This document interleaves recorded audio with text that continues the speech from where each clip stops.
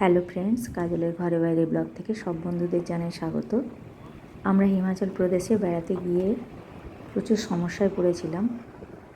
এই রকম পাথুরে রাস্তা দিয়ে এবং ডেঞ্জারাস সব রাস্তা দিয়ে যেতে গিয়ে বিভিন্ন রকম সমস্যার সম্মুখীন হয়েছিলাম। তারই একটা ছোট্ট ঘটনা আপনাদের সাথে আজকে শেয়ার করে নেব।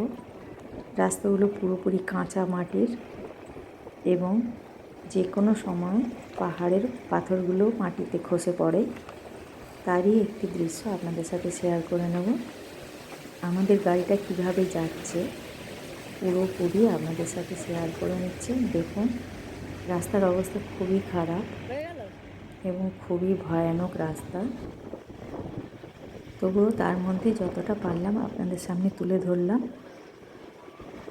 এই রাস্তার একটা সাইডে উঁচু খাড়াই পাহাড় এবং অপর সাইডে একদম খাদ।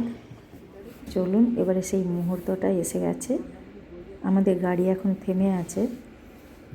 গাড়ির সব প্যাসেঞ্জাররা নেমে গেছেন, কারণ পাহাড়ের পাথর খসে পড়েছে রাস্তাতে। সেই পাথর সরালে তবে আমাদের গাড়ি যাবে। এবং রাস্তাটা কতখানি ভয়ানক দেখুন। একদিকে উঁচু খাড়াই পাহাড় আর অপর দিকে একদম খাদ। একদম ডান দিকে দেখতে পাচ্ছেন টুপি পরা একজন দাঁড়িয়ে আছে, আর একজন সামনে দিয়ে এই যে টুপি পরা ব্যক্তিটি যাচ্ছেন। এনারা এখানকার স্থানীয় লোক।